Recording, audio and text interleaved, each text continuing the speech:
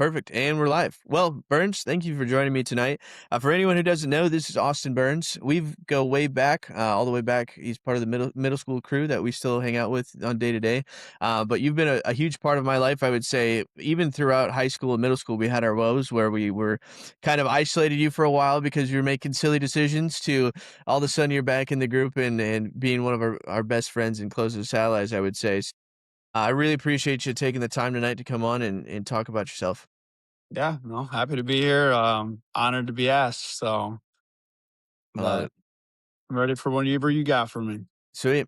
I know, yeah, dating back, you went to Iowa Lakes for a little bit, but then you ended up in Brookings. And long story short, Burns ended up living in my basement, just because he wanted to be closer to the boys. Even though it didn't make a ton of logical sense at the time, nobody cared because we all just wanted to be together. That's how committed we kind of were to being together and doing the shenanigans and hooligans. And somehow ended up back in Spencer. So I know that your journey hasn't extended as far as mine per se or other people that I've had on, but I think that's a good thing in a sort, and why I wanted to bring you on impartial because I want to know what keeps you in Spencer and what you are very homebodied compared to some of the other people that I know and have met in the past, and I admire that about you. I admire that you get to wake up every day with a smile on your face and where you are is where you're meant to be. And so it's super cool to see.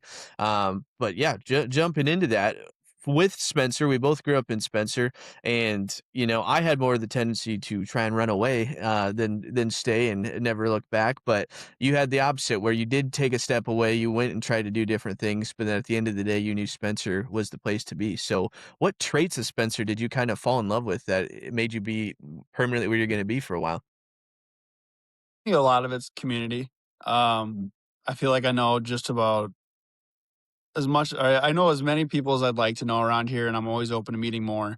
But it's like going to the grocery store or going golfing. I run into people I work with every day, and people that I've frankly grown up with, whether or not they were integral to my life or not. But it's still passing moments. That substitute teacher that you run into. I remember Mr. DeWitt. I saw him the other day and I'm like, oh my gosh, where'd the years go? And we were talking for a bit, but it's just small stuff like that. I mean, I love it. I love Spencer. I love the people here, and for me, prioritizing being able to run into anyone out in public and being able to have a conversation with them, love that. That's comfortable. That's puts a smile on my face.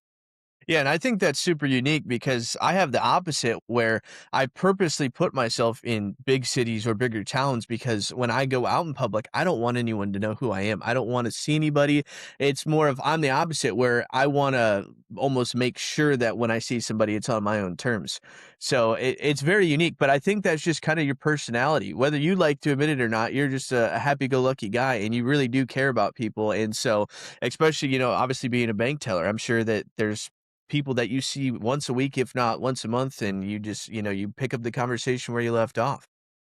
Absolutely. I mean, that's why I love my job as a teller is I get to talk to people every single day and there's never an end in sight for stories to tell. There's always something to talk about, always something to learn about someone you didn't know.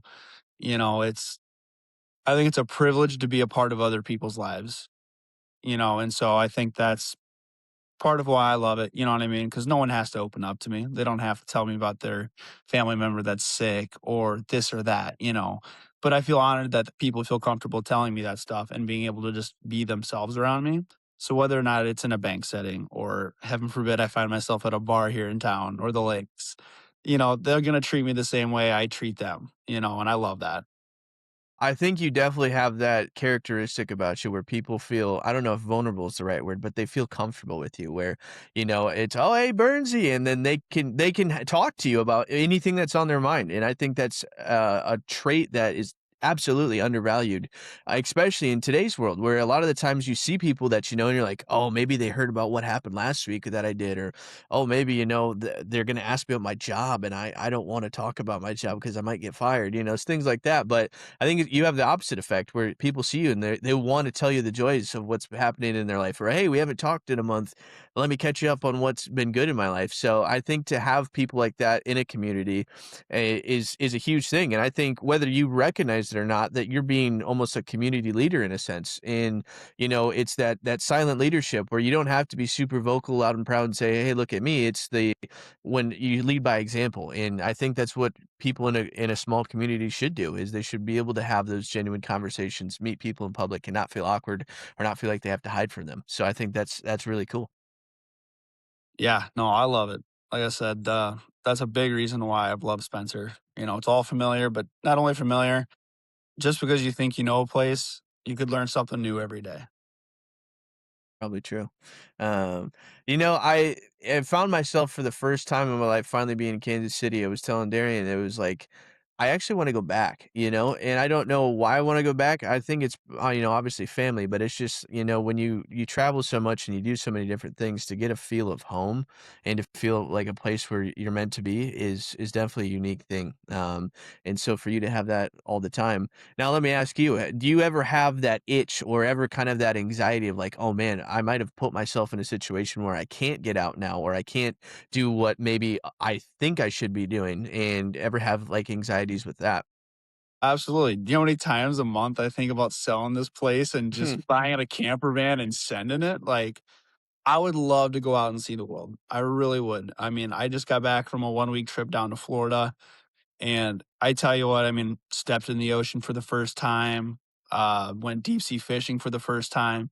I mean, these are all just new experiences. I'm seeing things, structures I've never only seen in movies. I didn't think they would really scale to what they would look like in person. And so that was like I last year I tried adopting this whole yes theory thing. We've all probably heard of it, saying yes to things you'd otherwise say maybe no to.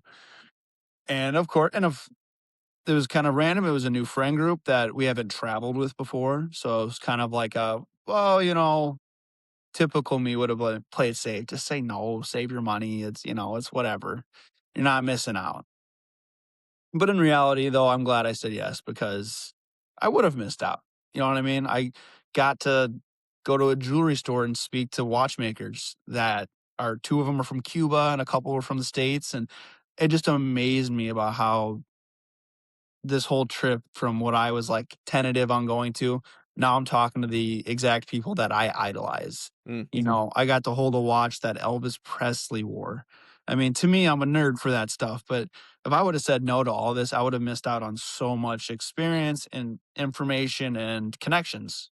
Um, if I ever wanted to deal with watches in the future, I know I have someone down there in Florida, albeit not close, but someone that, I've built somewhat of a small repertoire with, very small, but hopefully I was memorable. Yeah, I think what you said there is, yeah, it's not only connections but memories.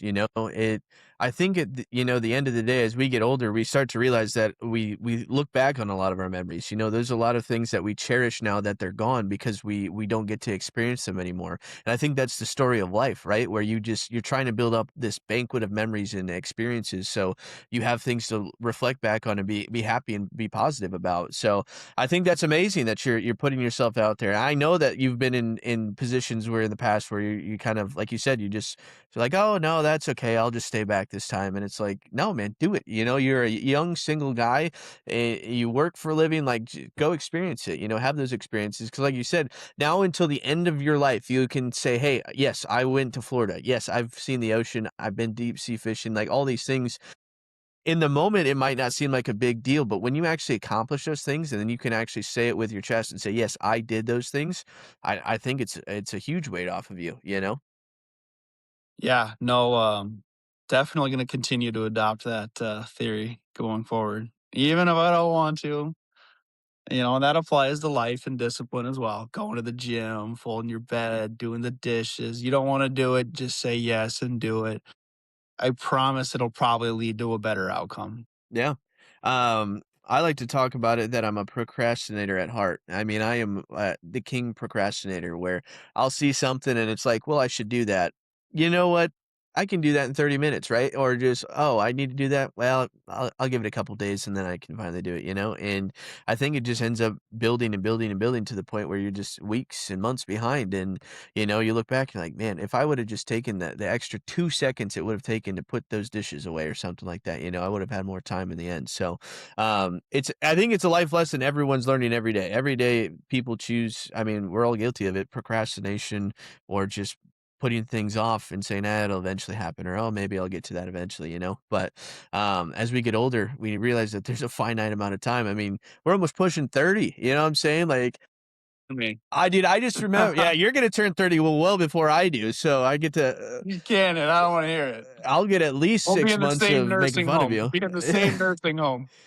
Yeah, I always make the joke, I'm gonna jump out of a plane without a parachute before I get to that point, but we'll see what happens in life. But Swoop you no, out of there, don't worry.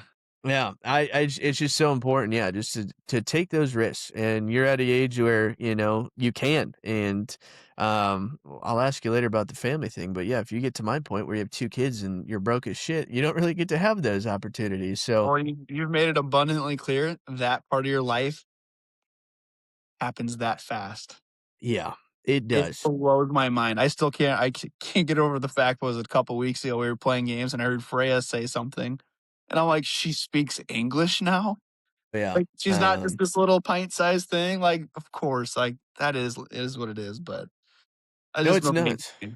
Yeah, just to say that she's 20 months old and to think back when she was first born, it's just like, holy crap. I mean, it feels like years ago, but it's 20 months and she's yeah, from literally coming out the womb to now she's running around, she can say full sentences like and she'll tell you what she's thinking. She's a vocal little bird, so I wonder where she got that from. Probably probably me, but anyways, well, when you think about our friendship, what is your favorite memory that comes to the top of your mind? If you were to think for 2 seconds and think, what's one of your favorite memories? favorite memory. I know we got a lot. We've done a couple of drinking times together, a couple of vacations, so we've done a lot of things. That's a tough one, cause like, there's favorite memories and most memorable ones.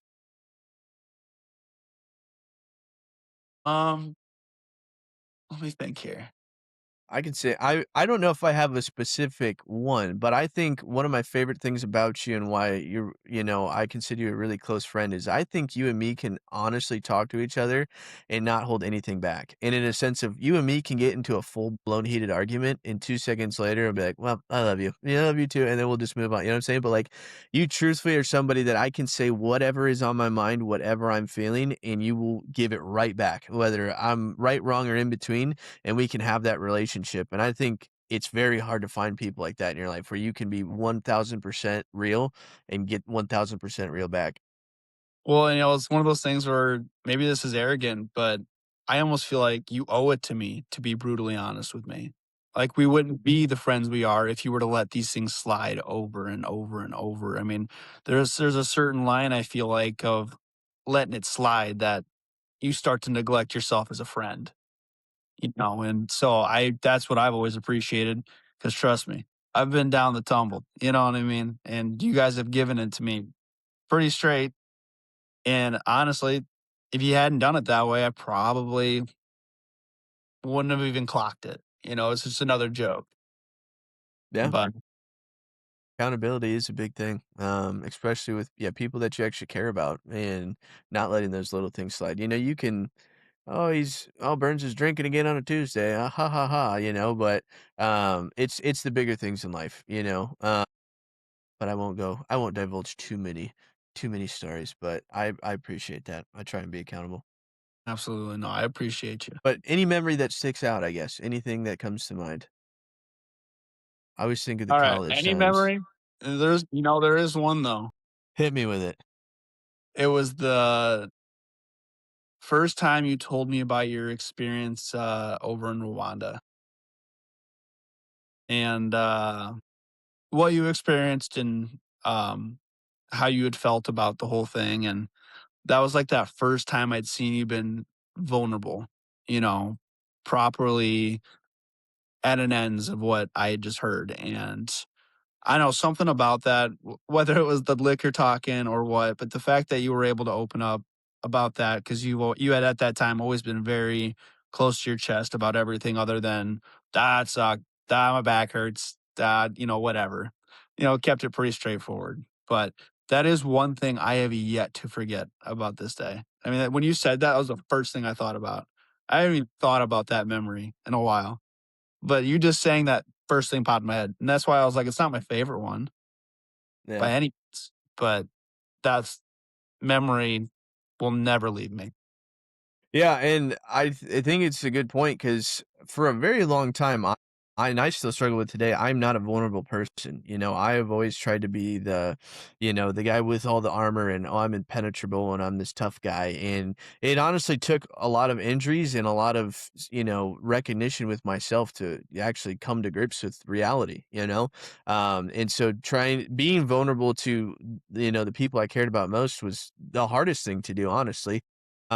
Just because I always wanted to be, the Superman. I always wanted to be the guy who never cracked and never failed, and that's not reality, The reality is that everybody can crack, everybody can fail, and everybody should, Everybody should be able to be vulnerable, especially to the people around them, And so that was a life lesson that I think I'm still learning, but I think I'm getting much better at it, where I can be vulnerable and I can trust the people that I love the most and to put myself in those situations, so I think that's cool. I really think that's cool. So, um, well, let's switch it a little bit more towards you personally and some more sensitive topics. So, obviously, you were adopted growing up, obviously finding that out.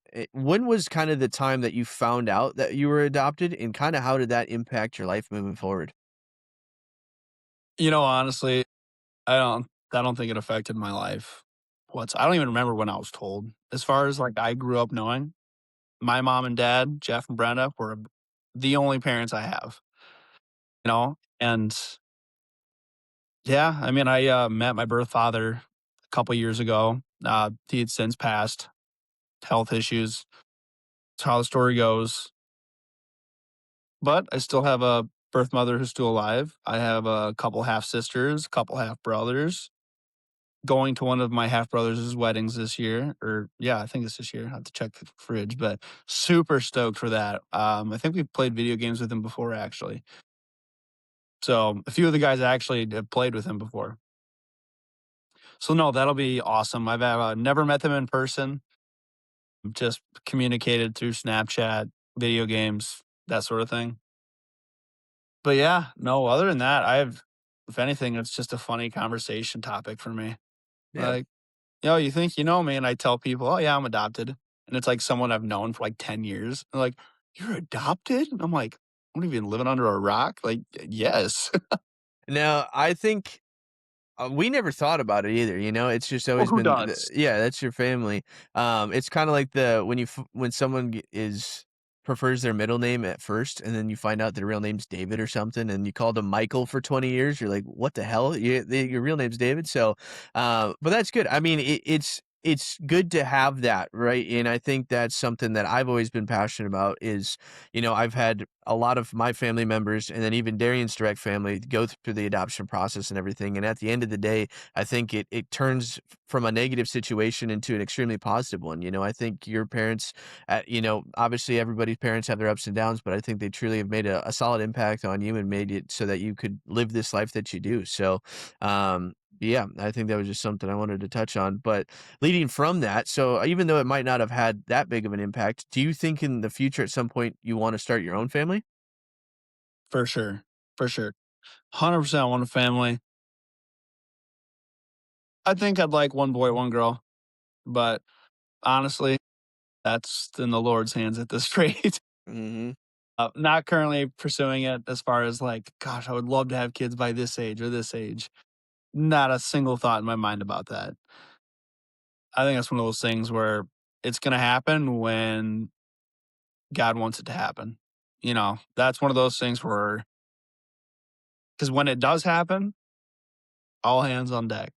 no backing out. They, it's go, don't matter what. But so yeah, that's kind of why I'm like, it's not really in my hand. I mean, preventative measures are in my hands, but still, life happens when you least expect it, as you know Yeah. very well. So Yeah, I mean, me and Darren, yeah, we always say that we never did anything to stop it. We were very firm in the fact that we wanted to let life take its course. If we were, blessed to have kids, luckily we got blessed to have 2 daughters, and by 28, now I'm on the opposite side of yours. Now I'm gonna have to take preventative measures now when I didn't beforehand. Um, it's funny how life does that to you, where it's just, me and Darian had been together for 7, almost 8 years before we got married, and then literally within first couple months, she found out she was pregnant, and obviously the first one was a miscarriage, but it was just that fast. It's just like somehow the universe knew what had just happened. It was like, here you go. Now you get to deal with this next. And so I think you have the right mindset. I think it truly when it happens, if it's supposed to happen, then it does. And I think that's one of the biggest struggles in life a lot of the times is that thinking that you have more control in life than you actually do. Obviously, like you said, you can take those preventative measures to make sure it doesn't happen, but I mean, sometimes those fail too. So I think life just kind of take its own course, and if it's meant to happen, it's meant to happen. So I think that's a really good mindset, I would say. So, is there any like lifetime goals or anything that you think in the near future that you're afraid that you won't achieve? I think I would be disappointed in myself if I didn't end up at least happy. Like I don't care if I don't get that banker position at the job, or I don't care if I don't get the house paid off in 15 years like I want to. That means because that's gonna, whether it happens or not, sure is in my control thoroughly. You know what I mean? That's all down to your daily routine and what you discipline yourself on. But I feel like I would truly kind of hate myself if I was miserable when I was older. Because I think that's something you build, and that's not something that can be attained. And so what I have in 20 years from now will be what I have done for the last 20 years, and not because I achieved that position, that item, that car, whatever it might be, that house, Yeah. debt freedom. So I think definitely if there's anything I would be disappointed in if I didn't achieve was to be happy. What do you think's holding you back from achieving that now? Oh gosh, plenty of stuff. I mean, there's plenty of things I could probably do different. I think the core root of like all the stuff that goes wrong in my life is a lack of discipline. Through and throughout, I think discipline is the cornerstone of it all. Now, like I know some people always like to, go to get a therapist, and I just don't believe in them. You know what I mean? Because if I had the discipline to wake up earlier to get to work on time, I would do it. If I wanted to lose weight, I would eat healthier, not drink, but I don't. And I think every problem in every person's life, to a degree, I cannot say um, finitely, but discipline can probably cure about 90% of people's problems, and of course that's hard. You know what I mean? That's the why it sucks. It's not supposed to be a cakewalk, and that and recognizing when you're not disciplining yourself. And I think that's a hell in itself, knowing you're doing wrong and doing nothing to fix it, and then being mad at yourself later for the thing you didn't do, even though you know how to fix it. Yeah. So it really does ruminate. So I think there's got to be something I'm missing to break that pattern. I haven't found it yet. I think that comes, for me, I think I'll find it in my faith and sobriety. But um, yeah, no, I think, yeah, I think one of the biggest things for you is that you go 110 miles an hour with whatever you do. Whether it's literally, hey, I want to learn how to hit a slap shot in golf today. You will go watch 8 hours worth of videos and then go to the driving range for 16 hours until you finally figure out how to do it, right? And that's a great tool to have, but I think it just applies to too many things where like you said, "Oh, I wanna find happiness," rather than, maybe take it just one little nibble at a time to try and get that ultimate picture. You kinda see it as, "Oh, well, I gotta figure it out now," and just go 1,000 miles into it. So, I don't know, that's just one thing that I've always noted about you is that when you get into something or you're trying new things, it seems to be more of like, "I'm gonna give 1,000% to it," rather than just taking it bit by bit. And that's something that I guess I've learned in my life is that if I truly want something, I was the same way where it was like, okay, well, I want to be a mathematician tomorrow. Okay. And I would literally just, you could sit there for 18 hours and look up all these things and try and be the best thing it was, but I would never achieve it because I overloaded myself, the sensory and just all these things. But it's just like with the little things in life that I wanted, where it's like one of my biggest things right now is reading more and I want to be more in tune with history. And so what I do is just I started with, well, I want to read 5 pages a day. Okay. I'm not getting 5 pages. Okay. Let's do 5 pages every 2 days, and just taking those step backs till now I'm at 5 pages. And then nowadays I'm at 10 pages per day. And I hope to eventually get to the point where I can read 20 or 30 pages a day and start to knock out books left, right, in between. But it's taken me, this has probably been a year of me. I wrote it down in my 2025 goals. Now we're in 2026 of I want to read 5 books a year at least. And last year I did 2. You know what I'm saying? But I'm still working at it. I'm still going and still achieving. And so I think that's if there's any advice I could give to you is that with those little goals or goals that you have in mind, just chip away at them. Do small little bits. If there's even the slightest things, hey, I want to drink less. Okay, next time you think about, oh, I want one more drink, just don't. Or just, hey, you know what? Let's just do a half one or whatever it is in that sense. But just slowly chip away at it rather than trying to feel the burden of like, oh, I have to do this all at once. Otherwise, it's never going to stop. I guess it kind of leads into my next part of it. And what do you think is one of the most painful truths that you've had to accept about yourself? That I don't got it figured out. I think I definitely think I'm the smartest person in the room sometimes. Clearly, we all know I'm not. But I think I do. That my problem with me. It ain't, everyone's on the same page. So sometimes I tend to put my foot in my mouth. But Yeah, you do have a tendency to, I guess if you think you know something, you're not afraid to say it. And like I said, that's a great quality about yourself. But yes, there are some times where in the back of my mind, I'm like, dude, what are you talking about? Like I but will say though, if that's what it you is. do provide absolutely um, proof and evidence that what I was saying and thinking is wrong, whatever it might have been, I will at least change my opinion when different facts are brought up. Like if I'm wrong, I will. So you know what? That's my bad. I was wrong. I apologize. And I have done that. Whether it was something stupid in the group chat over the price of a hot dog at Mhm. the gas station or whatever else might be. But I would like to say I'm pretty good at owning up to when I am wrong, and I know I'm wrong to at least say, "You're right. I apologize." But Yeah, no, you definitely do. It might take a little while to get you there, but I'm you still do. human. You're still human. No, I think that's absolutely true. And I struggle with that myself too. One of the things that I say is that when reality hit me that I always thought of myself as this great athlete and this great, just physical specimen, I guess I could say. When I did college football and then I did the army and I was excelling and doing all these things, I was like, oh, I'm just gonna have this forever. I'm just gonna always be this guy. And then life came crashing down and it was like, That's not who you are." And it not even that, but it was like none of that mattered. I think that was one of the hardest things about that was that everything that I thought was near and dear and what was important in life didn't. What's actually important is between my ears and how I view the world and how I view myself rather than what I can physically do and physically put out there. So, I'm right there with you. I think, when you finally have those conversations with yourself though, and you start to recognize those things, I think that's where you see true growth. And I think that you do a really good job of acknowledging the things that you lack in and or things that you're trying to get better at. I think it's just the next step of how do you get there? How do you continue to build and try and accomplish the goals and the things that you want to do?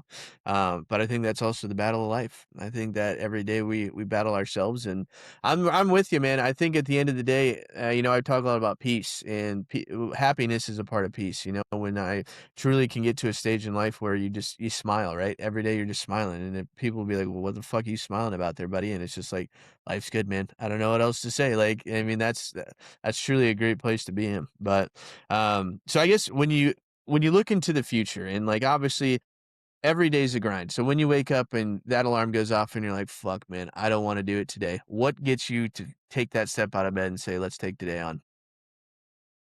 I'm terrified of my boss. Mm. That could be a motivator. That can No, definitely be a my motivator. boss is incredible. She's great. No, I'm gonna be honest, I actually kinda circling back to that very first part of the start of this all, I love my job. Like, I am so blessed to be able to wake up, and even if, God forbid, I'm hungover or I stayed up too late, got a headache, I don't feel good. For the most part, when I wake up, as soon as I can put my feet to the ground, the rest is history. I don't even think about it. I don't even usually check my phone until I get to work, which leads to me missing a lot of, apparel changes at work, whether we're wearing different colors, but Mm, no, I genuinely love what I do. Like, I people say do what you love, you'll never work or work a day in your life. I love what I do. I mean, I don't go to I used to when I started there because I didn't know everything, and I still don't, but, like, the basic stuff for me to get by, I can still get away with asking questions, but I felt like I was incompetent if I had to ask questions when I started, so I kinda had that anxiety, but, of course, that comes with any job, give it yeah. time. So now it's like I wake up and it's like there is quite literally nothing the job will throw at me today that I don't know confidently I can handle. Like, and at least have the resources to escalate if it needs to be, as far as extremes go. Yeah. But so I I think that I get a lot of confidence from that and get up. That's amazing. And it's not easy to find that. And, I think a lot of the times when we were growing up, it was like always sold, oh, you have to find the perfect job for you. What at least I struggle with a lot of times when I was trying to find jobs is that, like, I just thought that I had to fall in love with every aspect of it, that, like, everything was supposed to be perfect, I was supposed to love all of it, and it's like, that's not the case at all. It's supposed to be at the core, what is this job, okay? For you, it's like, what's the core of the job is to literally talk with Service. customers. Yeah, service. The So service of others. yeah, you don't have to like turning the key at 8 in the morning on a Sunday. You don't have to like, counting up $8,000 in nickels. Like, you don't have to like those parts, but at the core of what the job is, that's kind of the purpose. And so that's what I've kind of started to understand about myself and why it took me so long to even find a job in sales that I liked. I don't think I got into sales until I was almost 24. And so, but I never knew because I always thought it was supposed to be, oh, you're supposed to love every facet of the job. You're supposed to love everything that it's entitled. That's not necessarily true. It's just more of what is at the core. What is this job? What is the purpose of it? What are you trying to accomplish? And yeah, for me, for instance, with sales, it's just connecting with people. I love to connect with people in one facet or another, whether that's through selling them something, learning information about them, or just trying to educate them the best that I can.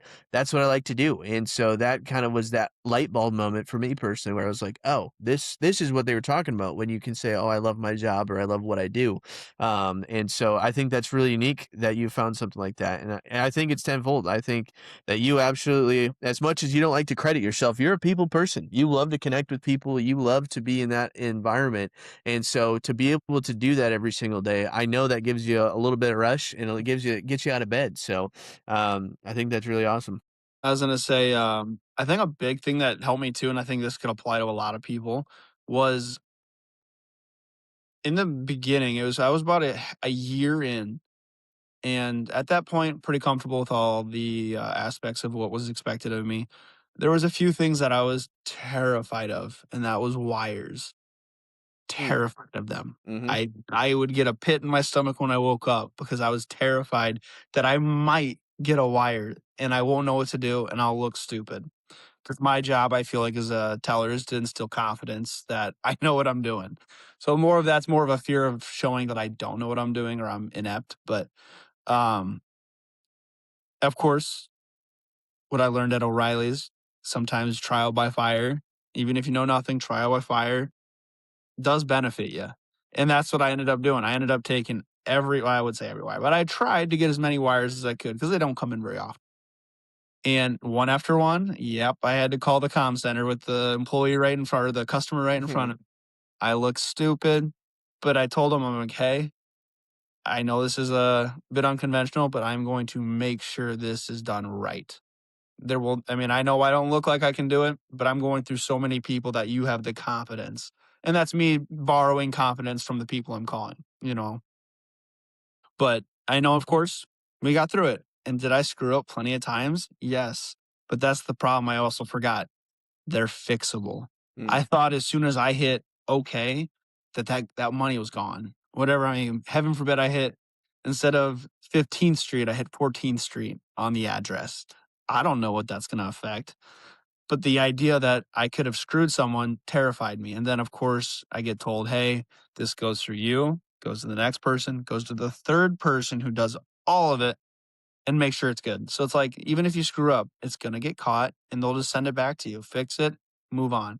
And then once I realized most problems in life can be fixable, most when it comes to your day to day tasks, Yeah. that it's not, I mean, I spent so much time scared and worried about wires that now I don't even care. You know, if anything, if it's a busy day, it just takes a little bit longer because it's not your standard withdrawal. But I know that was a big thing. That was like a big hurdle for me. That as soon as I figured that out, I stopped waking up nervous to go to work. And I guess maybe I gave that small fear way too much power over me. Yeah. And I No, feel like a lot of people do that. So, but no, that was what made a big difference for me. I think that's awesome. No, I'm right there with you, man. I still have it to this day where I see on my notes where I'm like, "Oh, I have to drive 35 minutes, and this person wants 2 tiles replaced."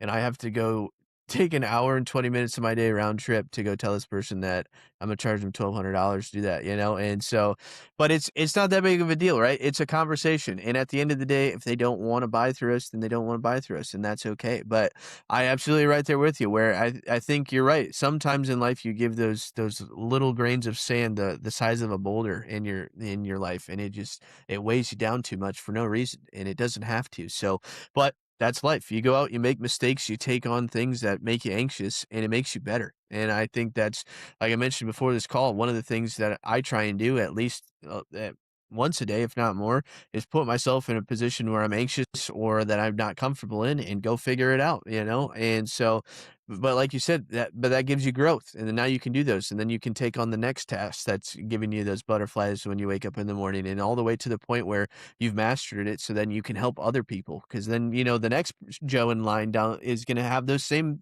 feelings. And that way you can be a leader for them and say, hey, I was in your shoes. I know exactly what you're feeling. This is how I overcame it. This is what you got to do. So, and I think that's what I like to preach about a lot is just being that leader. And, you know, people don't realize how much of an impact they have on other people's lives. They just don't.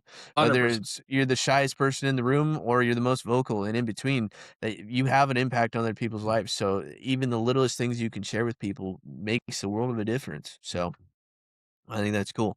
Well, if we were to look back and obviously we're like we said, we're almost 30.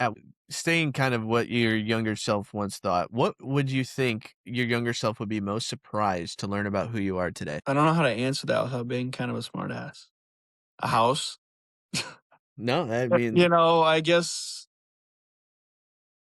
yeah, I guess, I don't know. I guess I never gave it much thought when I was a kid. yep. You know, and maybe that's part of my upbringing. You know, I had a lot of stuff handed to me. You know what I mean? Silver spoon. But so I guess maybe I didn't think about the future as often as I should have. But I guess to a degree, I always thought it'd work out. You know, and I guess that's how you blink and we went from 18 to 28. But Yep. No, that's crazy how that happens. But I think that's a fair point. You know, a lot of times, yeah, when you're younger, you don't think about the bigger things sometimes, you know? And, you know, like I said, for the longest time, I didn't think about being a father, you know? I didn't think about raising a family and all those other things because it just wasn't on my mind, you know? So I do think that, you know, 16-year-old Dylan, if he was in the room today and I said, "Hey, you're about to welcome your second kid into this world," and be like, "What the fuck are you talking about?" So I think yeah, that's a fair point when you're, you know, young and growing up, and like you said, there was plenty of, you know, things in your life that just seemed natural. But now when you're older and you look back, you're like, man, I bought a house, I own my own house, and I have to pay bills and doing all these things. Like that's a surprise. That's a shock to your younger self, you know, and that's something that you have to come to grips with and kind of understand. I think definitely, I think buying a house was my first ever. There is no next. I mean, from grade school to high school to college to dropping out of college. Then it's like, what's next? Get a job. All right, what's next? Well, maybe I'll move closer to my friends or move in with a friend. Did that. What's next? Move closer to friends because that friend I was living with is going to get married. You guys did that. You went to Oregon, then Matt went to Texas. And I was like, all right, what's next? And then it was just me and Andrew moved to Mhm. Spirit Lake. Finally ran our course. It was a working. I was going to move to Spencer, and I was like, "What's next?" And all of a sudden, got a house, got the job of my dreams, and now that I'm at the job of my dreams in a house that I love with conditions, and that was my first official like. There's no what's next anymore. You know what I mean? That's not forced. Yeah. There's no second house. What next? There's no kids. What next? Because to have that, you'd have to have a girlfriend, and then that's a what's next. But until that becomes the condition, right now, there's nothing to go forward to other than which honestly can be kind of depressing for me sometimes because it's like, okay, I'm here now. What? Work the next 45 years of my life until I can officially say I retire, and then I'm too weak to spend it. Like, and who knows if I even make it to retirement for all I know, Who knows? you No, know? I'm right there with you, man. I talk about it a lot. Where yeah, me personally, I was in the same boat. It was just every day it was what's next? What can I do to improve this? How do I get this? How do I get that? And when Darian came on to the podcast, we talked a lot about it. Where we're finally at a point in our lives where it's just like there is no what's next. It is. We're in a house and we're raising kids. There is no what's next. It's just like so when you find yourself in those positions, it can be scary. I mean, it really is where it's just like, well, am I supposed to be doing this? Am I supposed to be looking towards this? And to acknowledge that it's just like, yeah, we're kind of just living. And I Yeah. think you do need times like that where you can sit back and appreciate everything you have and acknowledge that, yeah, I'm just living right now. I'm enjoying what I have, but it is also really scary because you're like, well, I want to get to the next thing. What's next? What's pushing me to go forward? So, but at your age and the things that you want to accomplish, I mean, it's I think it's right around the corner. I think that truthfully, it starts with you have to make the decision, I guess, to yourself and say, hey, I'm ready to take that next step. Don't think that there's anything wrong with where you're at in life because there's not. No matter how old we think we are, if you're in a moment, in a time and place where you're just enjoying what you have and really realizing how far you've come, that's not a bad place to be. I don't think that's a bad place at all. So, um, you've come a long ways. I will say that. Like I said, coming from the basement to owning your own house, working man. So, Who would have um, thought? Not who me. who would have thought, right? Who would have thought? I figured you'd be dead in a ditch somewhere doing stupid shit. So, No kidding. yeah, but I think that's awesome. Well, let's turn the conversation, I guess, a little bit more in depth in the sense of talking about religion. So, religion's one of the biggest things that I really like to talk about with people. And as much as you're willing to express, I'd love to hear it. So, when you think about faith, spirituality, or like a higher power, where do you personally stand on like the idea of God? Oh, God is king. Lord is king. Third, and I'm very confident in my faith, but I also struggle with um, sin, as anyone will if they're a believer.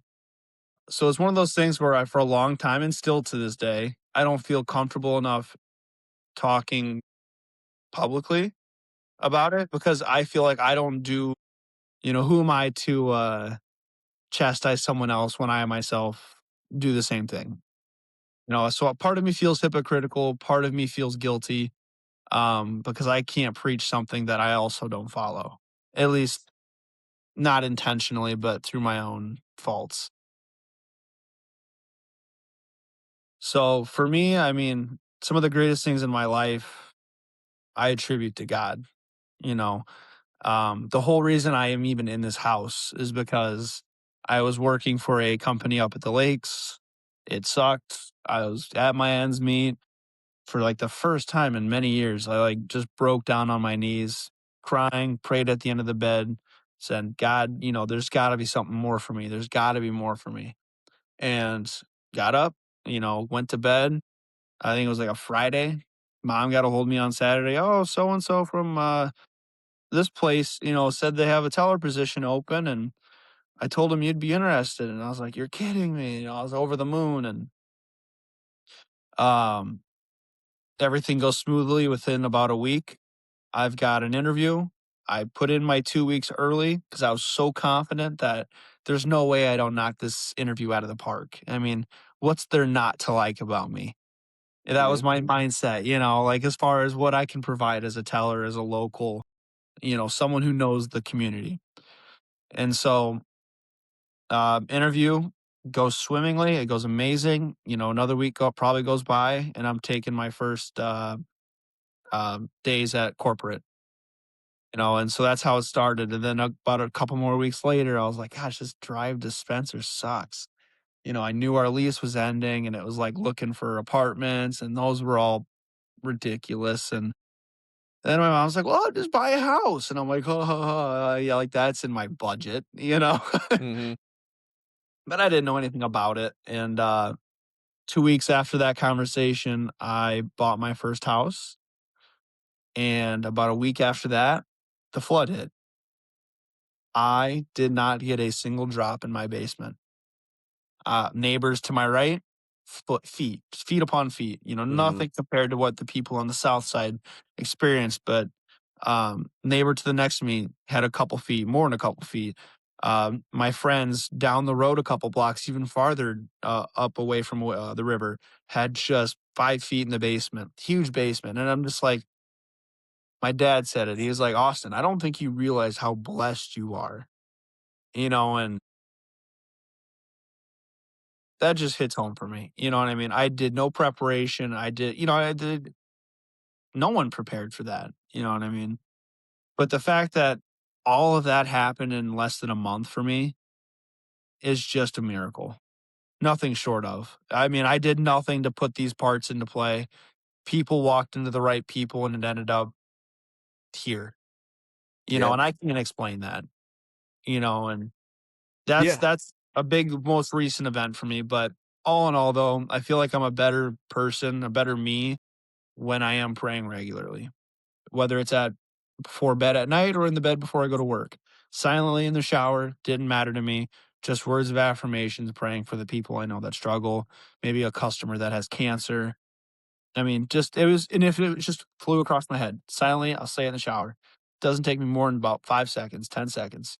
But it was so minute and so small. And now that you mention that, and it's been a while since I prayed. And that's not against any intentional. I haven't taken the time to do it. And maybe sometimes I think that's why I struggle a little bit more every day is because I'm not reflecting on the things I'm thankful for or the things I want to pray to God for. And I think solving a problem, you got to be aware of it, you know? So, yeah, I think that's something I would love to get back into the habit of. I can't tell you the last time I went to church. I love them to death. Uh, I love the whole community within my church, and I know them all very well. And I just haven't gone, whether laziness or discipline or whatever we want to call it. Maybe that's an indicament of how serious I am with my faith. Maybe I need to start taking it more serious. Um, but no, I would like to be very confident that my life does revolve around my faith with Christ. I think that's awesome, and one of the questions I had with that was like, do you have an experience that led to that? And you absolutely do. I mean, and it's really hard when you're in that position to not like just look out and be like, well, is there somebody watching over me? Like, how in the hell did this happen? And your case extremely, and I do remember that very vividly where you were telling us that like, hey, I finally got a teller position, and that's like what I wanted to do. Hey, I finally got the opportunity to own my own house, and it was like I just remember, I don't know if I told you or not, or if we were just having it in the group chat, but I was like, this is your time. And so we were all rooting for you, and I'm glad everything turned out the way it did, because it was meant to be. I really believe that. I obviously I don't take the spiritual route in that, in the sense of that I think that, somebody was kind of guiding you, or, a greater power did that. But I don't blame you. I don't blame you at all. I think that that makes perfect sense that like, when and especially when you're praying and you're doing those reflections and you're thanking a higher power for everything that you have and feeling better about yourself and feeling better about your outcome. And so, and especially if you have a community that you can connect with, I think that's something that's, a lot of times when you ask people about their faith and religion, and a lot of people say they want to, or they want to have that opportunity, but they just don't know where to start or they don't know who to connect with. And I think at the end of the day, we're all just trying to connect through a commonality. And so, um, I think, yeah, absolutely. If you have a place that you can go and you can worship the way you want to and you have people that support you, I think that's huge. I think that a lot of people struggle with that. So, I think that's awesome. Well, when you think then I like to always jump into kind of the historical aspect of things with that. So when you think of like the origins of humanity and like what version of our beginning as humans makes the most sense to you, scientific, spiritual, or maybe something else? And I guess I'm a firm believer in that the earth was created with intent. I mean, oh man, what is the way I want to say this? There's intelligent design. Now, believing in heaven or hell, it's a faith. So I can't tell you for sure yes or no if it exists, but that's a belief and that's what it is. You have a belief, you have faith that this belief is true. And but I do believe that earth was created with intelligent design. Now of course, there was people before the Jesus of Nazareth was born. Hmm. So people say, well, he was born. What about everything before? Well, okay. If everything had an intelligent design, then who created the earth? Oh my gosh. So there's time, space, and um there's time and space, and the way I would like to think of it is God lives above time and space because time and space has to be created to exist. And so I'm not saying there's a giant shadow puppet in the air controlling everything. I wish I had maybe studied a bit more for that question to answer that how I would like to answer it. But I a firm believer that there's intelligent design in the universe and the Lord sent his only son to die on the cross for our sins, and we are saved because of that. Yeah. And whether you choose to accept him or not is purely on your own accord, and that's the way he wanted it. He was not going to force you to believe in him if you didn't want to. Yeah. No, I think that's creation with intent. I think that's one of the questions that I always like to ask is, do you think it's just by chance that we were given this opportunity or more of like an intention? And I think with you more of, leaning towards, Christianity in that sense that, yeah, that God sent down his son, to die on the cross, forgive us for our sins and so on and so forth. A lot of times when I look at, you know, Judaism and Christianity, they have the same upbringings, but they kinda have this part where they just take 2 completely different paths, and then we have what we have today. But I think their origin story all kind of starts with the same, that in the sense of, like, with the Adam and Eve, and then basically just spawned out through what we see to the rest of this day. It just kinda has that crossroads of that interjection of things. So, I struggle with it too in the sense of I think that we're here by chance. I truly believe that, even if even if somebody did create us with intention, whether that's a god or maybe, people say aliens. Let's just say, for instance, an outer organism came in and literally put us here on purpose. What are the chances that we survive this long? You know what I'm saying? It's hard to say. Is there some greater intervention that continues to push this evolution? Because when you look at our population as an Earth, you know, we started from very few numbers. There's times in history where we can look at cataclysmic events, and it literally will show you, and science can prove it, that there was probably less than 10,000 people at some point, and now we're getting close to 9 billion people. It's like, is that by chance, or is that something that's literally manipulating us to that trajectory? And if so, if someone is manipulating, what's the end goal? What are we trying? If we're created with intention or we're intentionally getting pushed towards a certain way, what is the ultimate goal? I mean, See the question you're getting at. I believe everything happens for a reason, the good and the bad. I mean, that includes a kid dying from cancer to a pedophile being killed. The good and the bad, polar opposites.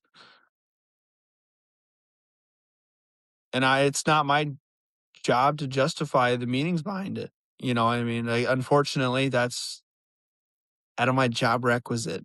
Uh, God forbid my mom and dad die tomorrow. I could curse God all I want, and I could let that ruin me. You know, I could dive into the bottle and never return. Or I can appreciate the time I did have with them and realize that now that they're gone, what lessons did I learn from them that maybe I didn't even come to terms with while they were alive? And that's just more of like, I like a lot of people like to say, well, if God's real, then why would he take this little girl away from me? You know, or this little boy. And it's like, you can be angry, you know, but what are you going to do with your anger? Yep. And I know I kind of moved the question over from what is the big picture here as a whole, what to expect. I don't know. You know, I don't got that answer. I think life will take its course like it always has, from bringing us down to a 10,000 population to 9 billion, whatever we're at. You know, I think it's important to be aware of the large scale of things, but I also think it's important to realize that's not your job to worry about. Yeah. And I think that's, I've talked about in the past, one of the pinnacles, I guess, of religion is having faith, and I think there's a lot of times with bigger questions or just answers that we're never going to get the answer, questions that we'll never get the answers to. It is hard to just, you know, accept it for what it is. So it's just, you just take faith. And faith might be the easier route per se, but it doesn't mean it's the wrong route, at the same time. Um I just it is tough for me personally just to, um, accept everything as just somebody out there dictating it, you know? It struggled with me in the sense of that I know I can't, a lot of things happen by circumstance and a lot of things do happen just because of choices. And so, but I think those are my choices. I think that I choose a certain way and nobody does it besides myself. And that's the life that I end up living, rather than believing that someone is in my ear saying, hey, you should do this, and then dictates. And that's kind of what happens. So, but like yours a little, one of the biggest things that I struggled with Christianity growing up and kind of why I got out of it in the sense of, that it was always like it felt like somebody was saying the finger puppet things where like, hey, he's gonna dictate your life, he's gonna tell you what to do and this, that, and the other thing. I'm like, dude, if there's 9 billion people on the planet, do you think that there's a higher power out there really going into each individual's mind and telling them what they can and can't do? You know what I'm saying? Like, let's be Mhm. realistic. I think that's ridiculous, but I don't hate the idea that there's like a all intentional purpose for somebody and that that they're dropping subtle crumbs and hints and giving you these opportunities, and then you get a choice. Like, for instance, with your job, you could have chose to say, hey, you know what, maybe I'm just going to stick where I'm at. I know it sucks, but I'm just going to stick where I'm at, and never gotten this opportunity. You could still be up in Spirit Lake and still be in an apartment doing those things, but rather than life presented an option for you and you chose to take it, and now it's presenting all these other options for you. So, but like you said, there's no right or wrong answer, but that's why I like to ask it. I like to see other people's 100%. opinions, because, every person, someone can live the identical life as you and get presented those same opportunities, but you guys take different routes and it ends up with different outcomes. Now, is that somebody making you do that, guiding you to do that? I don't think so. I think it's just life gives you choices, life gives you options, and you get to run with it. So, Yeah, no, I 100% agree. I guess what boils down to what does God want the most out of us? To love each other and be kind. I think that's a few big things that a lot of people could agree on. Jesus Christ taught love and kindness, or wanted you to preach love and kindness. Now, I guess when you say someone pointing you in this direction and that direction to do a certain thing, for me, I guess since I do love being loving and kind, those things when they came to me, they could not have been bigger flashers of like, yes, take this opportunity. Now, that's not to say God came down and said, hey, go visit this place today and say something to his mom. Like, I don't believe that's how it works. I think we put ourselves in positions to get the opportunity to take advantage of these things. Now, uh, no one can make you do anything. And I think, like you said, what if I said no, no thanks, stay at the lakes? Well, that would have been a choice I would have made outside of my own cognizance. I wouldn't have made that choice. There would have been no reason for me to make that choice. So whether or not I was whittled down to a point where the only choice I had left was out, like I said, I'm not here to try and figure out how religious intervention goes. Yeah. But that for me, that was like a big thing for me was just recognizing values that I find in common with, and well, if something fosters that as well, then why not? Yeah. No, I like it. And as long as like I always say, religion is a good thing. It gives people purpose. It gives you a path to follow in life, and for the most part, for the better. So whatever it is, and whatever gets you going, that's a good thing. So I know you mentioned before that with the heaven and hell, and maybe you do or don't strongly believe in that factor, but I guess, what do you think happens after you die? Do you strongly believe that there's an opportunity to go to like this everlasting eternity of happiness, or that there's a chance that you could be damned and have to repeat this, negativity, or this fiery pits of hell, as they say? I'll tell you, I don't know what heaven will look like or what it could look like, but I don't believe in the hell that people fire pitchforks. I don't believe in that as a hell. I don't think that hell exists. For me, hell would be the absence of God. And to me, the absence of God. So through my body, my skin, senses, sight, hearing, touching, everything, those are all gifts from God. And if I choose to live my life apart from God and I decide that's not what I want, then I will live apart from God. And to me, that's nothingness. That's whether you want to call it going into a pitch black hole or snapping out of existence. To me, hell is life without God. That is my firm belief on it. I don't believe in the fires, the torches, and all that. I don't. And for what heaven has in store for us, You'll hopefully find it's out, huh? hopefully it's kinder. Yeah. Do you think that more of like heaven is, or I guess let's rephrase that. How do you think you get to heaven then? Do you think that you have to follow a specific life path to get access to it? Or do you think it's more of just as long as you follow specific guidelines, you'll get access to that opportunity? Believing in the Lord Jesus Christ. So you You're think, never going to be perfect. yeah, You're going to sin every day. Whether that's you going, hey, Becky in HR is a dick. You know what I mean? It's probably somewhere in the Bible is sin. Adultery. I mean, there's nothing I don't do every day that doesn't warrant me to break down on my knees and pray to the cross because I sin every day. Now, I think the ticket to heaven is believing in Jesus Christ and repenting. I couldn't tell you if there's a time limit on it or if you got to do it every second. You know what I mean? I don't know. But if you were to ask me and I were to give you a short answer with all I know and can muster, it's that believe in Jesus Christ. yeah. And I think, the only thing that I struggle with is that it just seems a lot of the times that people will go their entire life absent from that path and make bad decisions and do bad things. But then at the final moment, they'll be like, oh, well, you know what? I believe in God now. And oh, I apologize for everything I did. Now let me into your pearly gates, And I think that that's where I struggle with it, is that if, I'm not saying you got to read the Bible every 30 minutes and then go on and go to the gates, but I think it makes more sense to me in the sense that you've got to practice what you preach, you know what I'm saying? Like, live a life in a sense of acknowledging, like you said, knowing that you're sinning, knowing that, you know, you're not perfect and you make mistakes, but still having a full life of acknowledgement to get to that point, you know? I think that's just what I struggle with Christianity in many facets, but the fact that it just seems so it's not complex. It's just like, oh, at any point you could just say, "Oh, I believe in God. Oh, I apologize for everything I did. Now I get to go live in eternity," you know? I think that's what I struggle with. I think I know 100% agree with where you're coming from.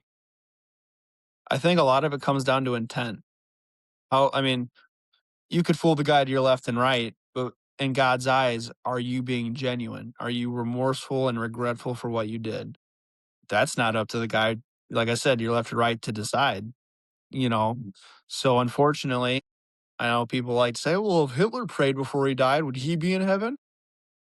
Well, if he prayed with intent, with genuine remorse, I'm sorry that you don't get your payback and all the horrible things we all would have loved to have seen done to him. You know what I mean? If heaven forbid he was found and caught, whatever, because the Holocaust was an atrocity. But like I said, I think it comes down to intent and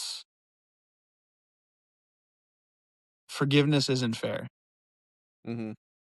It doesn't, that's not the point of it, because I guess when it's all said and done, who are you to judge? Because sin is measured in one volume. Murder is the same sin as stealing. So whether or not whatever the worst person ever did versus the guy that maybe cussed at the cat that got in his way every morning on his way to work, it's not measured in volatility. I mean, it's sin is sin straight up. And to think that we sin more or less than anyone else we meet every day, I think is asinine. Yeah. Yeah, it's kind of a shitty thing to try and wrap your head around because it doesn't seem fair. But and maybe I got a completely wrong and misunderstanding on it. It's very possible. But No, I think, you know, and I've heard that before too. You know, I think Matt was said that almost exactly what you said, that every sin is weighed the same. So, you know, when it comes like what I asked, where it comes to your final deathbed and you're just begging for it, you know, please let me in because now I finally believe. You know, I always say, you know, my biggest fear in life is getting to those final moments and looking back and having that honest conversation with yourself. Because if I'm lucky enough to get to that point and it's like I know in the next 2 minutes I'm going away and I'm never coming back, how terrifying would it be to look like, have that honest conversation with yourself? Because you can't lie to yourself, you know, you can lie to anybody on the planet, but when you're actually staring death in the face, you can't lie to yourself. So, if I was looking death in the face and tried to lie my way out and say, "Oh, I was a good person, I did everything I was supposed to do, blah, blah, blah," and death going, "Ha ha," like, laughing in my face and saying, "No, you didn't," and then you get that's your final memory in life, you know, and I think that I don't know. I think people are just cheating. I think people cheat in that sense of they get to live these lives and they get to do all these things that aren't good or aren't okay. And, you know, and then they just get to the final ending and get to go, oh, I believe in you. Thank you so much. Now take me up. You know, I think that's cheating. And I think that in some point, I'm sure there's people that have done it in the past when they get to meet their final seconds of life and, you know, try and lie their way out of it. And so, whether they get confronted with themselves or with a higher power, I will never know, but, I think that's just one thing that's always just really egged me on is that it just feels like it's a cop out. It's something that just you can just throw out there and, "Oh, well, everybody I get forgiven because I have, you know, all these things." So, um, doesn't mean that I don't you know, for people like you, for people like Matt who, you know, constantly acknowledge the things that they're doing and, you know, and pray and, you know, ask for forgiveness, I think that's a noble thing to do. You know, I just don't think it's noble to live a life of sin and never acknowledge it. And then in your final moments say, oh, forgive me and run to the pearly gates per se. So, but I definitely think what I'd like to at least tell people is like, what do you have to lose by believing in Christ? Worst case, we all got it wrong. It's either nothing or you get sucked into an alien ship. God, who knows? yeah, But in that off chance, what if it was right? And that can be applied, of course, to Buddhism and every other religion across the earth, you know? But I guess, like I said, I think the core belief of the Christian religion is to, like I said, be kind, nurture, everything that is positive about what we can do in our own power. And if I live my whole life by the means of being kind and loving to others and I get it wrong, well, hell, I'll be glad I was kind and loving to every person along the way. Yeah. And I think that, it's like that final conversation you had with yourself. Even though, hey, maybe you go look for the gates and it's not there, at least in those final seconds you go, "You know what? At least I did everything in my power to do the right thing." And I think that's what matters. I don't think it Yes. matters whether you have the pearly gates or not, or you have the 8 divinities of whatever religion that you believe in. It's the fact that you get to knock on death's door and say, "Yes, I accomplished a successful life because I did these things. I was a good person. I meant well to everyone I met, so on and so forth." So, um, Absolutely. I love that. So, well, I guess if there was one thing for people, and I probably know the answer to this, but one thing that when you die, what do you want people to remember for you, about you? I hope everyone I met and worked with and had any interaction with, I hope they can say I was kind. That is the one thing that's all I care about. If they can say I was kind, I did my part. Yeah, I mean, I don't know if there's almost anybody out there that's met Austin Burns and can't say that, so I think you're doing a damn good job of that, you know? And, I somebody commented on one of my posts the other day on YouTube and said basically, it was revolving the death and, people dying. It's the fact that like, if we're all energy and basically you share that energy kindness with somebody else and you're passing on that energy to other people, when you leave and you no longer possess the energy, you at least passed it on to someone else. And then they have that energy in them to pass it on to the next person and so on and so forth. And I'm like, I've never thought about it that way, but I think that's super cool. The idea that, yeah, maybe that my kindness or my positive energy is reflecting positively in like literally energy in other people. And then they have that energy built up and they have to give it to somebody else. So, and it just is this ricochet effect. Whether if you were internalizing everything and being negative and putting out negative energy, then that negative energy gets pushed on and so on and so forth. So, um, yeah, I mean, I think that, it's easy to write it off and say, "Oh, well, everybody wants to be kind, the golden rule, blah, blah, blah." But it's like, it's not that easy because life is hard. Life is tough. And you do have to make a choice every day, whether you're going to be kind to other people or if you're just going to say, "Fuck you. I don't like this. I don't like my day." And so you're just another step in my way. So, I like that. I think you're on your way there, buddy. I hope you don't change anything that you're doing because I think that's absolutely something that people remember you for. So, Thank you. well, I think I want to turn this more towards an outwards rather than we found out a lot about you. Let's talk about society for a second. So, when you think about modern society, what do you think that as a society we take most for granted with our human existence? Ooh, this ain't even deep. Electricity. I like that. How many of us have been in a power outage, dude? It sucks. I think we don't realize how fragile the the whole of what is our day-to-day lives is controlled by that singular thing. Yeah.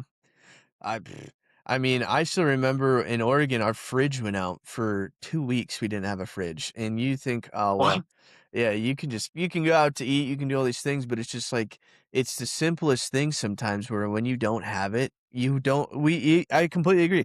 We're so privileged. We are so goddamn privileged, it's not even funny, It's like, even to have the opportunity for me to sit in my house and you to sit in your house, and we get to have this conversation, we're not batting 2 eyes about it, but, like, that's incredible. And, we're given so much opportunity and so many tools through, I mean, electricity in itself.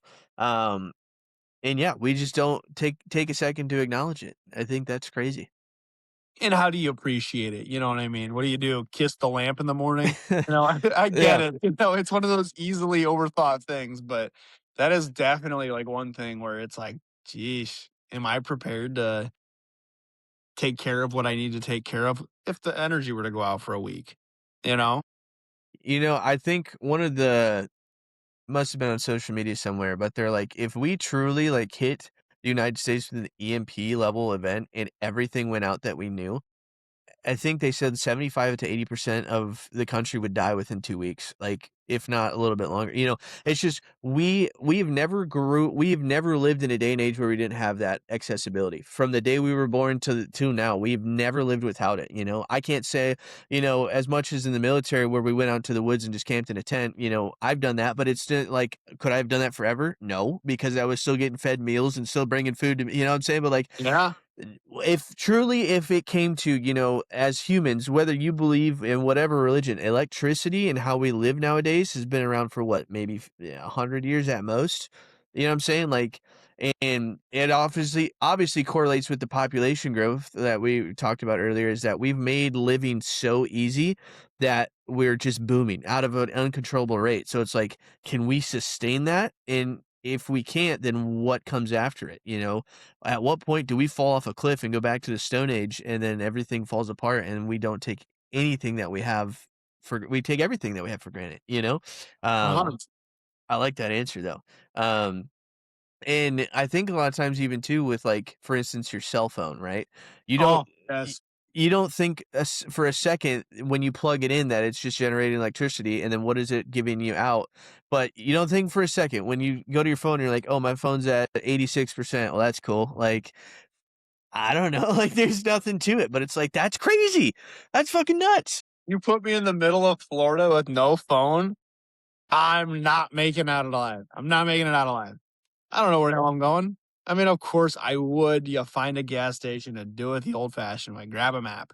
But I'm gonna waste at least 2 days trying to find which even line I'm on that map. Yeah.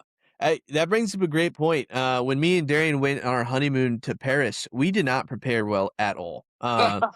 We so we landed in the airport and everything was in French. And I had taken some French, but it was like, I'm not that good. You know what I'm saying? Yep, yep, yep. And we didn't buy a data pack, so we didn't have any data to our phones. We had nothing. We had our physical reservation for a hotel and knew that it was 12 miles in a different direction. And it really was one of the biggest, holy shit, this is what life used to be. Like, you just literally, you landed and you asked for directions, and we tried to find people who knew English. They said, oh, yep, the train's that way. You get on this, it gets off at this stop, so on and so forth. But like, that whole experience was fucking crazy, and it gave you that.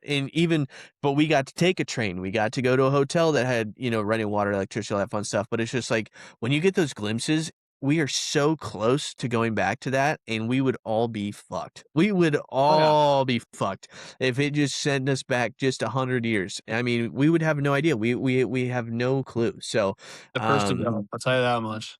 yeah, man, it's just like, part of it too, like, when we first moved in this house, I have like survival packs in the sense of like, in my room down here and upstairs, I have two backpacks. They have ammunition, non-expirable food, water, different things like that, a Kansas City map, compasses, things like that, because I honestly had that conversation where I was like, okay, we're in a city now. If we got hit by something and everything went out, how are we going to make it out? How are we going to live? What can we do? So, I've tried to take smaller steps. I still think I'd be fucked, but I at least, in the back of my mind, that scratch can be itched, right? I said, okay, at least I'm somewhat prepared. So if something does happen, at least I have a game plan. Now, what happens after that? We'll find out, and hopefully we never have to find out. But no, I love that answer because I think that is absolutely correct. I think that we take a lot of that for granted, and we could go right back to the Stone Age at any point. So it's scary, man. And we're back. I guess kind of leading off society in a sense. What do you think humans misunderstand the most about each other? Being kind.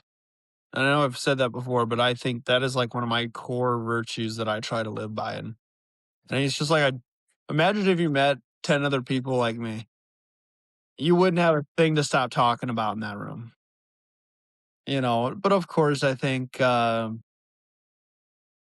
kindness, community, all that is a cornerstone of society. Without it, it's anarchy. And there's parts of the world where that is the case, that it is a dog eat dog world. But say what was the question here again? What About do you yeah, what do you think humans misunderstand most about each other? I think that we have a lot more in common than we have uncommon. Um, I I agree with think that. we grow up with prejudices and then we blow our opinions out of proportion in our own head and we formulate an opinion about someone or something that divides us. Whether you like the color red or you like the color blue, you know, if you were raised in a household that loves the color red and you meet someone who loves the color blue, you're excluding yourself from the opportunity to meet someone and their experience, their everything because of a predispositioned opinion. And I think a lot of society struggles like Democrat, Republican. You know what I mean? I think it's a terrible idea to have two parties pitted against each other because there's a lot of in between, I think, that goes unrepresented. But that's just from a political standpoint, not digging into any of that. Uh, but I think if people could be more kind to each other and more understanding as to the struggles everyone goes through, because I don't know what poet or author said it, but we never know what struggles other people are going through, whether or not they're able to put on a face and make it look like nothing's going on or not. I think kindness is that one thing that cuts through it all. You know what I mean? Being decent to others, I mean, should be a cornerstone of every person's personality in an ideal world. They say kill it with kindness, and so even if you run into 10 people that day and maybe 8 of them were kind, but 2 of them were kind of assholes, you can kill it with kindness. You know what I'm saying? You can Word it. everybody, even if that guy's being an asshole, just everybody be kind to him. Everybody be nice to him, and eventually he'll have no other choice but to give it back. And I always say, lead by example, and that's exactly what you got to do. You got to put out into the world what you want to see until the point where you can look to your left and your right and get it back. And I think you're right. I think that's what society's missing. I think that we just we see the nastiness and we see the negativity and we match it, or we go even above and beyond, just because it's like, well, I want to get my opinion out there. I want that, to feel heard. And so rather than just saying, "Hey, I'm sorry you're going through that. Let me, what can I do to help? How can I be kind to you? How can I improve your day or improve your life?" And so I think you're right. There's just a lot of negativity out there. I don't think anyone can disagree with that. And like you said, I don't want to be political either, but I do think that I say a lot of the times the world's not black and white, and a lot of people want to put it into those two boxes. And it's just not that way. And we just live in such a place, and it's not even the United States per se, but the world as a whole, when we come deeper with technology and having, these social medias and different ways to connect, that when people are just starting to kind of realize that, oh, it's not your pigeonholed little community that you thought it was. It's the world is a giant place, and there's so many things in so many different ways. And why do you think arrogantly enough you can tell people they're wrong? Why do you feel that you're right and they're wrong, or you know better, when the reality is you don't know? You don't know because you can't prove it. Um, and so yeah, I completely agree. And that's what I like to say with this too, is that you can in your groups and people that you're close to. I think we've gotten to a place in the world where 20 years ago, or maybe even 10 years ago, I knew if anyone said something political, you were looked at like a crazy person, right? Where it was just like, "Mm-mm, you don't talk about that. You have your own beliefs, you go make your choices, so, assalam." But you could be very vocal about religion and you could talk about your differences, and people were actually talking about the different ways they practice different things and so on and so forth. Where I feel like now in today's day and age, those have flipped completely, where it's like, I don't think you can say anything about religion, and if you do, people slander the shit out of you, or they're just like, "Oh, no, we don't talk about that," right? But everyone and their goddamn mother wants to be political. Everybody wants to get on their favorite social media and just spew whatever they wanna spew, and it's just like, I don't know at what point in time we flipped those 2 things, but I think they need to go back, you know? I really do, and so, I guess with my lead by example is, yeah, I won't come on here and I will not talk political. I won't do it because I think that everybody has their own opinion and you're entitled to those opinions. And that's why we formed the country that we have. And so, but I do think that religion plays a fucking huge part in your day to day life in all facets of your life. And so we need to talk about that because that can make an impact and that can change your life positively. Where worrying about what some asshole in some other part of the country says about something, it has no weight on your shoulders, in my personal opinions. But no, I digress. But that's yeah, that's what I kinda like to jump into and talk about with people. So, I appreciate you sharing your opinion on that. Yeah. Um, I guess you kind of followed with it with this, but what do you think the world needs more of, and how do you embody it yourself? I think that's goes without saying. Won't have to repeat it. I do I have bad days? Yes, but I would like to say my good days outnumber my bad. And a good day to me is me treating others right. You know what I mean? Giving everyone all I can as far as who I am. Um, but lead by example. I think that's if you want to say you live a noble and modest life, then lead by example. Yeah. You I know, I honestly can say my best days when I go to work and come back and, like, if I wake up and even I'm like, "Ah, man, I don't know. I don't really wanna get in the truck. I don't wanna drive 4 hours today, blah, blah, blah, this, that, and the other thing." But if I go to, like, say, 3 estimates, and all 3 estimates, even if they don't buy, they just give positive energy. They welcome me into their home. They have an honest conversation about me. We get to talk about our differences or, "Oh, I grew up here. Oh, I grew up over here," this, that, and the other thing. I come home and I 100% give that back. You know what I'm saying? Like, I come home and I got a smile on my face. Yeah, I had a great conversation with so and so today about this, that, and the other thing. And then I can give that back to my family. And then it's just a constant cycle, you know? Whereas, like, if I go out and everyone's an asshole, no one wants to talk to me.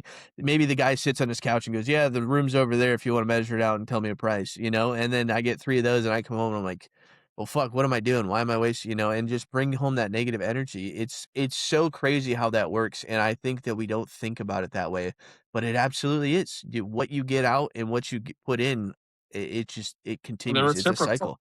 It's a cycle. It just continues on and on and on. So, I think for people, especially myself, to be conscious of those things daily is very important because it's very easy to slip through and look at Sunday and be like, "Man, I was an asshole last week." Everybody I talked to last week, I was a dick. I just had a bad week. It's like, it's okay to have bad days. It's okay to have bad moments. But I think it's when you're pushing it to 3, 4 weeks, months, like that's when it starts to become negatively impacting your life and impacting the people around you. So, whatever you can do to put out good aura, I guess you could say. But I talk about all the time. I believe in karma. I 1,000,000% believe what you put out, you get back. I don't think it's direct. I don't think if I go to Susie and say, "Hey, here's $5," that Jimmy over here is going to give me $5 back. But I think that if I'm kind of nice to Susie at some point, whether it's 5 minutes, 10 minutes, 2 years, somebody's going to give that back to me. And I think that's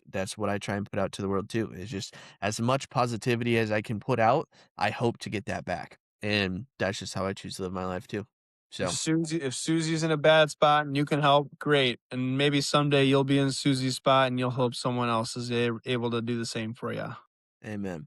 You never expect it, but you hope someone else can reciprocate it. Yeah. And, I think that we were blessed to live in a community like Spencer to have that outlook on life because I don't know, we come from different families and different everything, but it's like, I think that was part of the community that instilled us. And I think that's a huge reason why moved back to the Midwest is that I want that instilled into my daughters.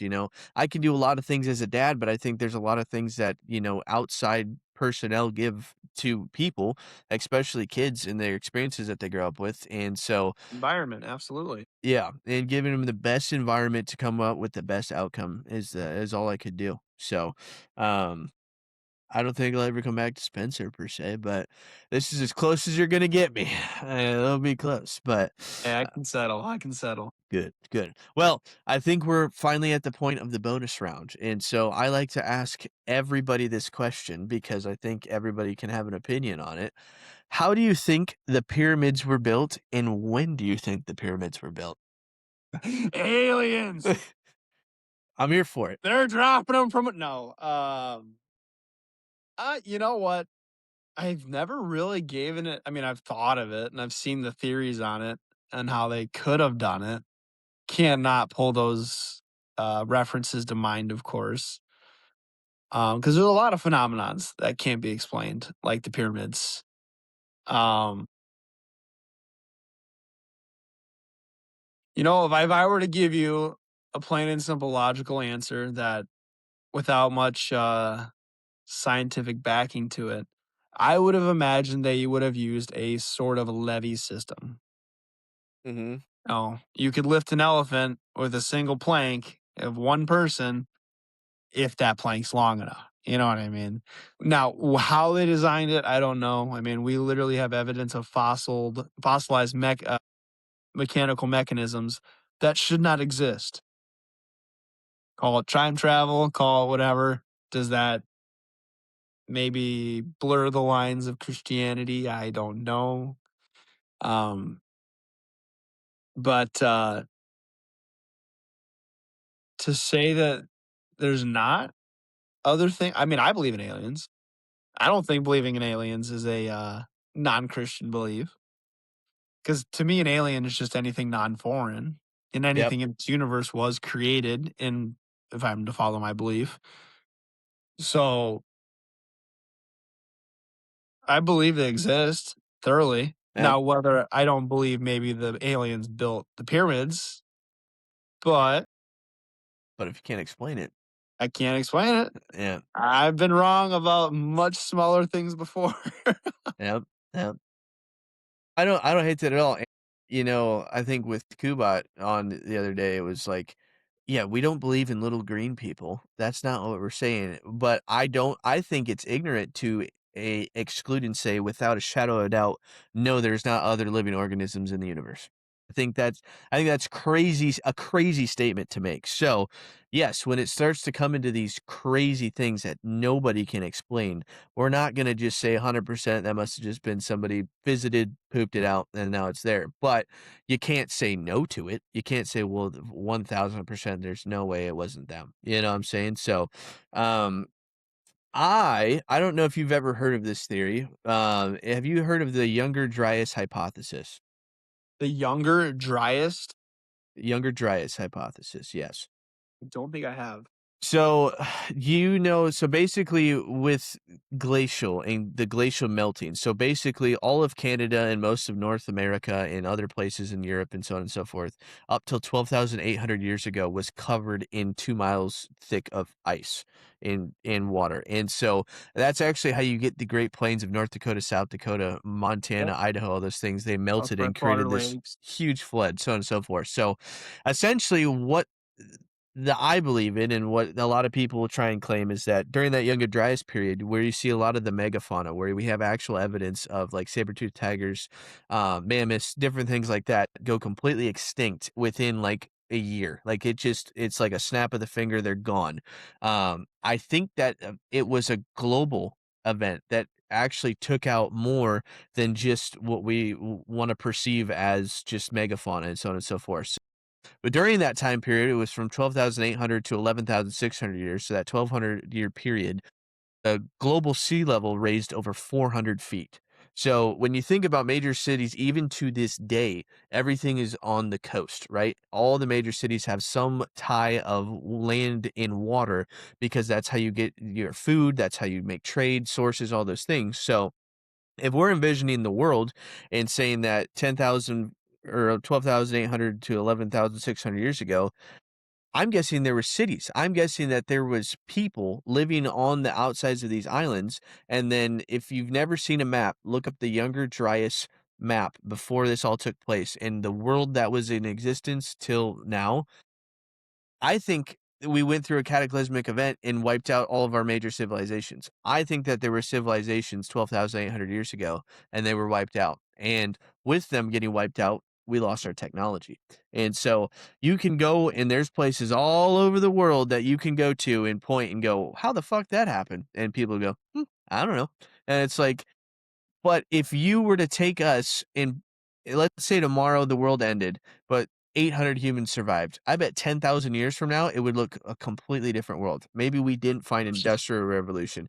Maybe we didn't go with the steam engine. Maybe we didn't go with the automobile, right? We found different ways to advance our civilization and kind of create those. So my theory is that maybe 10,000 to 12,000 years ago, everything got reset and everything that the previous civilizations had done to build technology, they accomplished things, aka the pyramids, aka different sites, and they just had a different technology than we do. And so, And it killed itself. and yeah, and I think that obviously it was made, and obviously it's still there. So no one can argue those. We can't prove who made them. So the most logical thing to me is that it's a lost technology. How did we lose that technology? You go to cataclysmic events because it wipes out everything and there's no written record, there's no verbal, there's just myths, right? So even like with, for instance, Christianity, there's a flood myth, right? And every major, whether it's religion or, cultural things, there's all these myths that come back to the floods and tie in with floods. And so I think to me that makes the most sense. I think that basically we were all at a certain point and making cool, super cool shit. Fuck, if we can fly around the world at some point and we still can't build the pyramids, then somebody before us had some different technology that could build. Maybe they just couldn't fly. You know what I'm saying? If we can build the Burj Khalifa, we can build a pyramid. Hey, so, well, yeah, that's my 2 cents on it. But No, I always I like to wasn't. ask people. No, yeah. Well, I had to laugh. I was like, when it comes to megafauna and all that stuff, you got to imagine too how much more oxygen rich the atmosphere would have been. So, like a thing 2 skyscrapers tall would probably need very rich oxygen to fill said lungs. Imagine you cover half the fauna across the whole world. Mhm. Oxygen is not going to be as rich. They're just going to suffocate and fall where they lay. And maybe that's where we get these oil deposits from. You Maybe. know, that's it. I'm not take that all. This is just a dude just spitballing something. You can, but I don't know. It's always just a fun theory to think about. It don't matter if it's right or wrong. Well, that's why we're never gonna know, at least not in our lifetime. So Yeah, I don't gotcha. think there's anyone who is right or wrong with what their opinion is because we can't prove it. And even with No, 100%. the most educated people in that field, Egyptologists, all these people, they can't prove it. So it's like, unfortunately, your opinion is as good as mine. And Yeah, so that's it's that's scary. that's why, like, when I originally wanted to go to school and do, pursue an in-depth career in that, it was just like, well, what's the point? Because I can't prove it. So literally, a 6-year-old who has an opinion about it is as right as I am because neither of us can prove it. You know what I'm saying? It was just like, I was like, well, maybe I shouldn't do that. So, but anyways, I digress. So, well, Burns, I really appreciate you taking the time, coming on here and sharing everything that you did. Yeah, appreciate you having me. Maybe we can reconvene in half a year or so and see what improvements I've made, if not on improvements. Yeah, no, I definitely think so, and I think that's something I look forward to is that anybody that I've, doing the podcast early is being able to bring them back on and yeah, reflecting on the time that we shared and see what has changed or what has gone right or wrong, and going from there. So, but like I said, I can't appreciate you enough, and I know we'll have plenty of more good conversations as the years go on, no matter what happens. Oh, I can't wait for them. I'll tell you that much.